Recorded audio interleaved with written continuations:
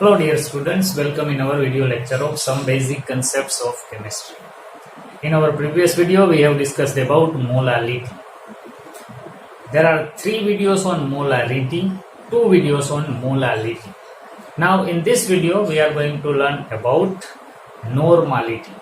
It is also a big topic, and before we learn about normality we should learn about the equivalent mass. So what is the equivalent mass that we are going to discuss in this video? So take your pen and paper with you and let us start to learn about equivalent mass, because in the formula of normality equivalent mass is needed. So first of all, what is the equivalent mass of any substance? That we are going to learn right now. Okay. So first of all, I am going to write the formula of equivalent mass. The formula is equivalent mass is equal to molecular mass divided by X. Now here the value of X is different for different substances. In chemistry, basically all chemicals can be classified in 4 different classes, and these classes are acid, base, salt and ions. These are the compounds, while here there can be free ions. There can be cation as well as anion. So the formula of equivalent mass for all these substances will be different. Now, how can we make the formula of equivalent mass of acid, base, salt and ion? That we are going to learn right now. So first of all, for acid, the formula of equivalent mass is equal to molecular mass divided by, now in case of acid, the value of X can be written like this: basicity. Now this is a new word to you. We are talking about the equivalent mass of acid, and I have written the word here basicity. Now it can confuse you, but it is very simple. Suppose we have HCl. Now if you add HCl into water, this HCl will get ionized and it will produce 2 ions, H plus and Cl minus. So if somebody asks you, each mole of HCl can produce how many moles of H plus in aqueous solution? So answer is 1 mole. Each mole HCl is able to produce 1 mole H plus in aqueous solution. That means the basicity of HCl is said to be 1. So ultimately, basicity means total number of H plus ions that can be released by any acid in its aqueous solution. So simply, basicity means number of H plus ion that can be liberated by an acid. So in case of HCl, only 1 H plus can be liberated. Suppose if we take sulfuric acid, that is H2SO4 in aqueous solution, so each molecule of sulfuric acid is able to produce 2 mole of H plus and 1 mole of SO4 minus 2. So in case of sulfuric acid, the value of basicity will be 2, because each molecule is able to produce 2 H plus ions. So here basicity, that means X in case of acid, is equal to total number of H plus ions that can be liberated by an acid. Now let us take examples. Suppose if we take an example of HCl, so equivalent mass of HCl is equal to molecular mass of HCl. Now we know it is 36.5 divided by basicity of HCl is 1. So we can call it equivalent mass of HCl is same as that of its molecular mass. Why? Because it is divided by only 1, and 36.5 divided by 1 will be equal to 36.5. So equivalent mass of HCl is 36.5 gram per equivalent. This is the unit for equivalent mass. Now if I say equivalent mass of H2SO4, then what will be our formula? So formula will be same, molecular mass divided by X. But in case of acid, X is equal to number of H plus ions that can be liberated. So equivalent mass of HCl is equal to molecular mass of HCl, that is 98 H2SO4. Sorry, H2SO4. Molecular mass of H2SO4 is 98, and the basicity of H2SO4, that means H plus ions that can be liberated by H2SO4, that is 2. So we will divide this 98 by 2, and ultimately we will have the answer as 49 gram per equivalent. So this is the molecular equivalent mass of sulfuric acid. So it is very simple. Equivalent mass of an acid is equal to molecular mass divided by basicity. And what is basicity? Basicity in case of an acid is equal to total number of H plus ions that can be liberated in aqueous solution by any acid. Okay, now let us learn about the equivalent mass of base.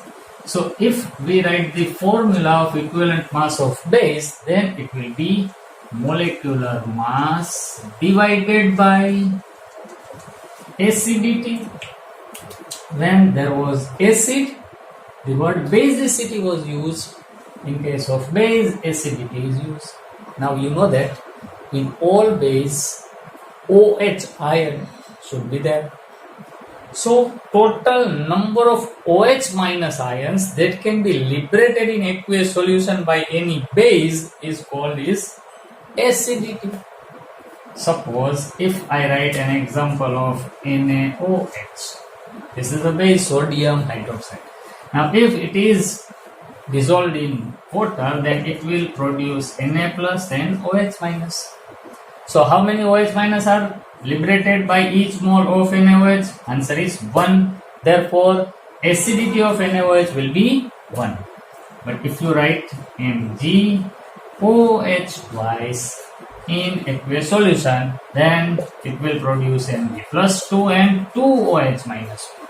So acidity of magnesium hydroxide is equal to 2 because it is able to produce 2 OH minus ions. So if we want to find the equivalent mass of NaOH, then formula will be like this. Equivalent mass of NaOH is equal to molecular mass, that is 40. But now I am not going to write the value. I will write just molecular mass of NaOH divided by acidity. What is the acidity of NaOH? 1. So it will be divided by 1, and if any figure is divided by 1, that means it is equal to the numerator. So here we can say that equivalent mass of NaOH is equal to its molecular mass. Equivalent mass of HCl is also equal to its molecular mass. Okay, now let us find the equivalent mass of MgOH twice. Then its formula will be molecular mass divided by its acidity. How much OH minus can be produced? Answer is 2. So we will divide this figure with 2. Let us take one more example. Equivalent mass of AlOH thrice. So it is very simple. Molecular mass divided by aluminium hydroxide can produce 3 OH minus ions, so we will divide it by 3. So this is the formula for the equivalent mass of a base. Now let us write the formula for equivalent mass of salt. So equivalent mass of salt is equal to again molecular mass divided by charge.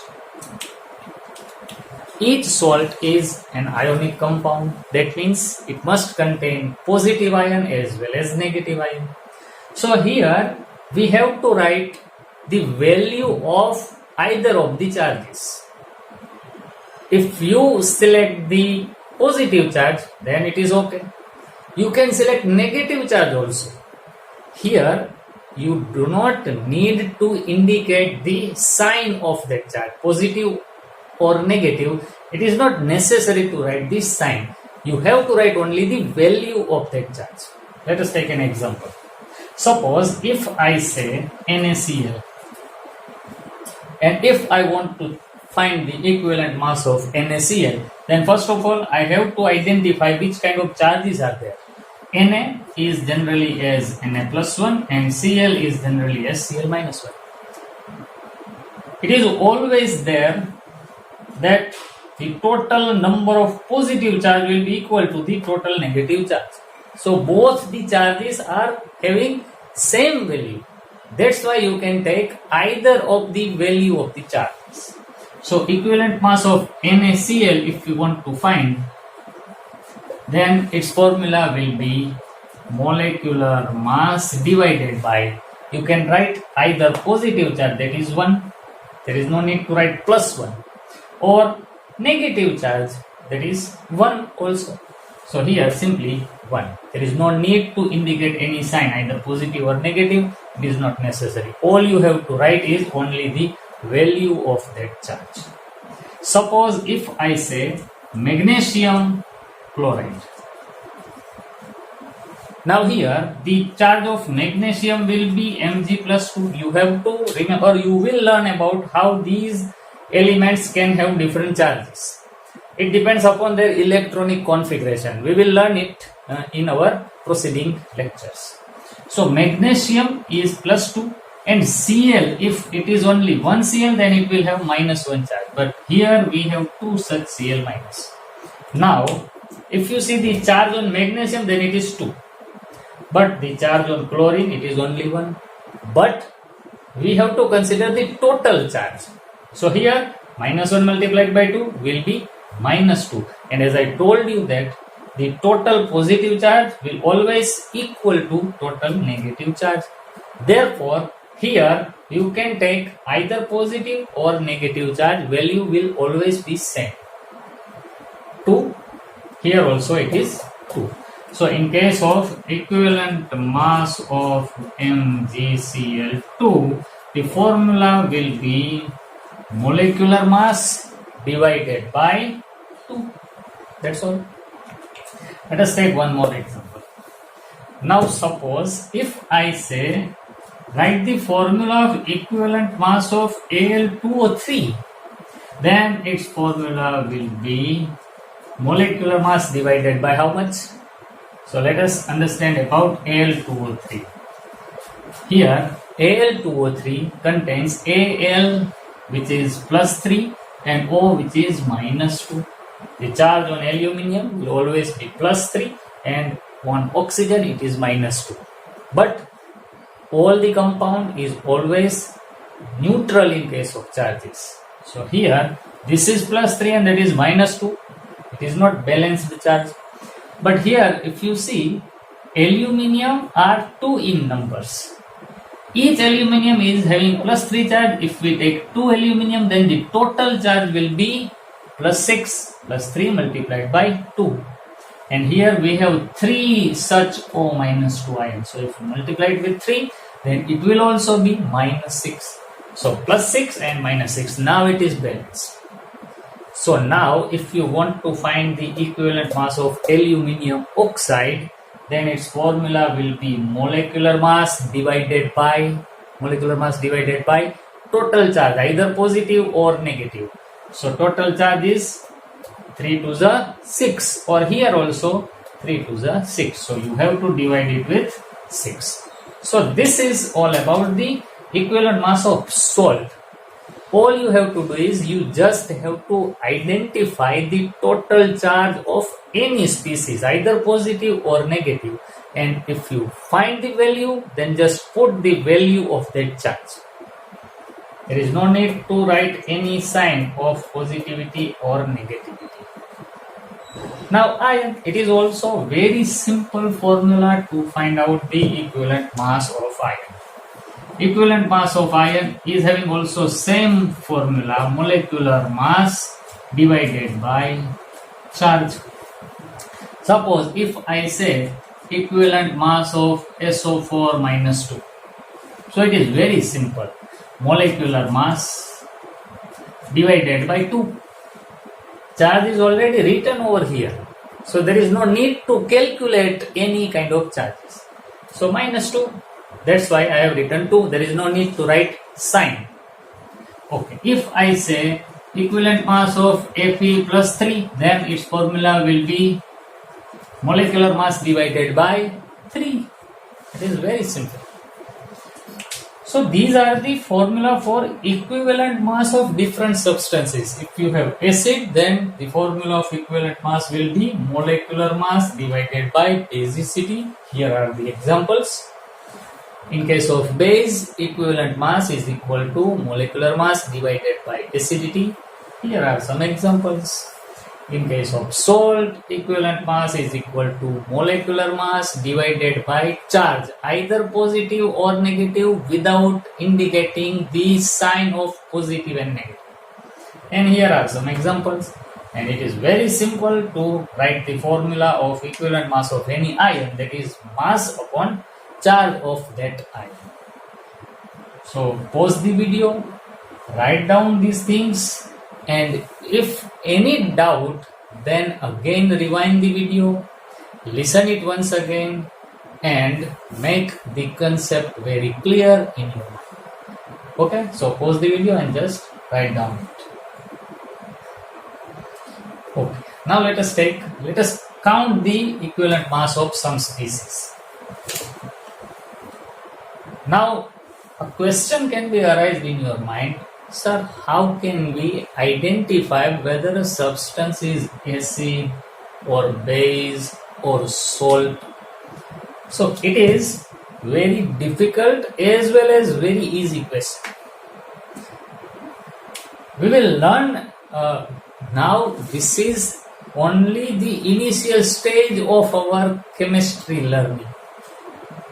When we learn further, you will definitely easily find out whether a substance is acid, base or salt.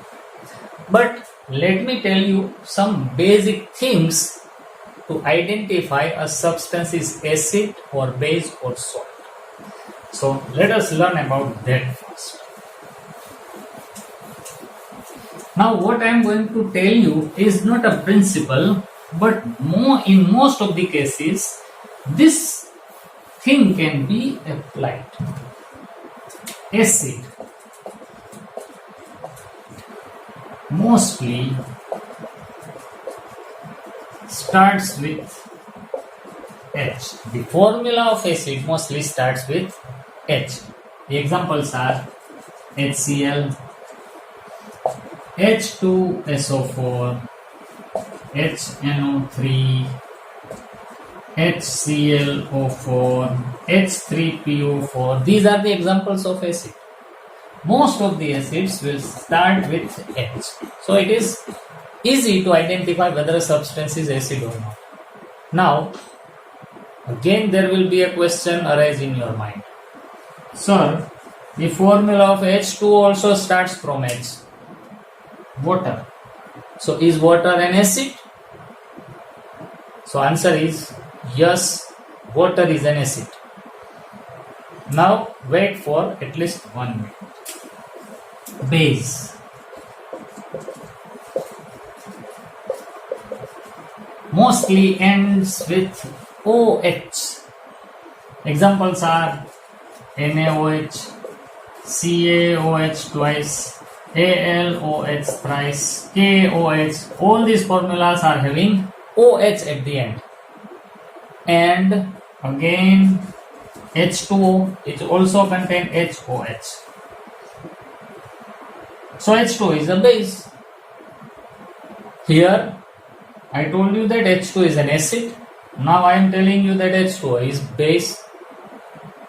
So how can it be possible for H2O to become an acid as well as base? So answer is yes, it is possible. H2O is an acid as well as it is a base also. That's why H2O is amphoteric or neutral in case of acidity and basicity.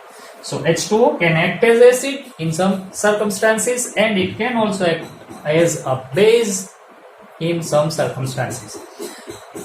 About that we also learned in a chapter known as equilibrium.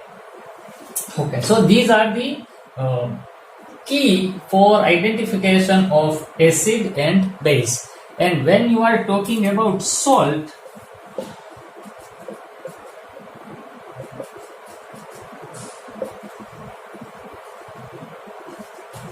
the formula which contains metal and non-metal, then it will always be a salt. NaCl, CaO. Na is metal, Cl is non-metal, calcium is metal, oxygen is non-metal. So all the compound made up from metal and non-metal are always considered as salt. So this is the simple identification of salt. Now one more question, sir, how can we identify whether an element is metal or non-metal? So there are also two answers. It is a common sense, but in chemistry there is a chapter known classification of element and periodicity. That means the chapter of periodic table. In that chapter we will learn about which elements are metal and which are non-metal. So कोई भी चिंता करने की जरूरत नहीं है, हम लोग सब सीख जाएंगे कि किस तरह से आइडेंटिफाई होगा मेटल और non metal. After completing this chapter we will going to start the classification of element. That is the third chapter in our text. Okay, so again pause the video, write down all these things, and in our proceeding video we will discuss some more things about equivalent mass, and then we will learn about the formula and definition of normality. So if you like the video, then press the like button, share this video among your friends, and if you are new, then subscribe our channel, press the bell icon as well. So that's all for today. Till we meet next time. Have a nice day.